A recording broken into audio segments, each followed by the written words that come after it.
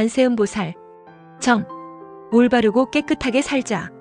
올바르고 깨끗하게 살자는 것은 팔정도 수행이다. 그러나 중생 마음은 하루에도 10백번도 더 바뀜으로 해서 올바른 마음을 가졌다가 상대를 보는 순간, 상대의 말을 듣는 순간 마음이 시시각각으로 변한다. 올바르지 못한 문제는 여기에 있다. 남이 잘하는 일을 보고 듣고 닮고 배우려 하지 않고 남이 잘못하는 일은 보는 순간, 듣는 순간에 마음에 걸리기 시작하여 온갖 분별심을 나타내면서 구업을 짓는다. 이러한 중생을 제도하기 위해서 부처님은 초전설법에서 중생은 반드시 태어나는 괴로움, 늙어가는 괴로움, 병이 드는 괴로움, 죽어가는 괴로움이 생로병사를 설법하신 것은 생로병사를 벗어나는 인연법과 팔정도를 차례로 설하시면서 삶은 정직해야 하고 진실해야 된다는 것이다. 사람이 살고 죽는 것은 매우 괴로운 일이지만 사성제의 고진멸도를 따라 실천하게 되면 해탈을 얻고 중생 몸을 벗어날 수 있다는 것이다. 그것은 팔정도야말로 사성제를 화해시켜 중생 삶의 괴로운 고통을 제거할 수 있다는 것이다. 8가지 성스러운 올바른 길입니다. 정. 우리는 올바를 정을 보고 예사롭게 지나칩니다. 그만큼 중생 세계는 올바르지 못한 일들이 너무나 많다. 팔정도에서 올바르게 살라는 것은 올바르지 못한 탁한 세상 속일지라도 자신을 빛내는 도를 닦아 나간다는 것을 의미합니다. 진기한 풀과 향기 나는 꽃도 바람을 거슬리지 않으면 향기를 전할 수 없듯이 도를 가까이 하는 집에서는 어진 자의 향기가 저절로 풍겨나온다. 법구경에서 올바르게 사는 사람에게는 아름답고 향기나는 보시바람일 실천에 있다는 뜻이다. 팔정도는 팔성도라고도 한다. 팔성도 8가지 성스러운 길, 초기 불교에서 중요시되었던 진리의 가르침이다. 중생이 보살의 길로 나아가게 하는 8가지 실천 덕목이다. 정이란 윤리의 정의 의미와 인연의 도리를 포함하고 있다.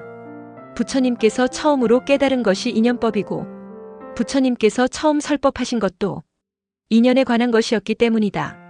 인연에 의해서 발생하고 인연에 의해서 사라지는 것이다. 인연설은 부처님의 일관된 사상이고 가르침이므로 그러한 까닭에 인연법을 따르는 것이 선이며 정이다. 인연법을 무시하는 것은 악이고 사올바르지 못한 삶이다. 그만큼 인연법은 뛰어나고 신성한 진리의 가르침이기 때문에 정도라 하기도 하고 성도라고 하는 것이다.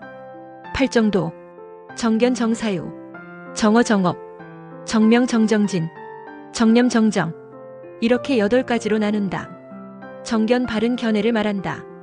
세상의 현상들의 사물을 올바르게 바로 보라는 것이다. 좋고 싫음에 집착하여 보지 말라는 것이다. 좋은 것은 좋은 대로 보면서 자신 또한 착한 본을 받아 닮아가면 것이고 나쁜 것을 보았을 때 그 나쁜 것을 닮지 않고 자신의 삶을 정직하게 살아간다면 분별할 것도 집착할 일도 없는 것이다. 모든 사물을 올바르게 보는 것이 정견이다. 이 세상에 있는 모든 것이 인연에 의해서 존재하고 인생이란 근본적으로 괴로운 것이지만 올바른 노력에 의해서 해탈을 할 수 있다는 신념을 가지고 그 무엇에도 집착하지 않고 세상을 올바르게 바라보는 마음을 갖추어야 한다. 상대를 올바르게 보지 못하면 바로 마음이 분별하고 올바르지 못한 일에 온갖 것으로 자신의 마음을 흐리게 한다. 다시 말하면 정견이란 사물의 진실을 바르게 보는 마음의 눈이라고 할 수 있다. 그래서 중생들은 눈으로 본 것만을 가지고 함부로 판단하여 분별하면서 집착함으로 해서 무거운 죄업을 쌓는다는 것이다. 중생은 눈으로 보는 순간 좋고 나쁨에서 걸려 마음에 걸리기 시작하여 좋을 때는 그렇게 좋을 수가 없다.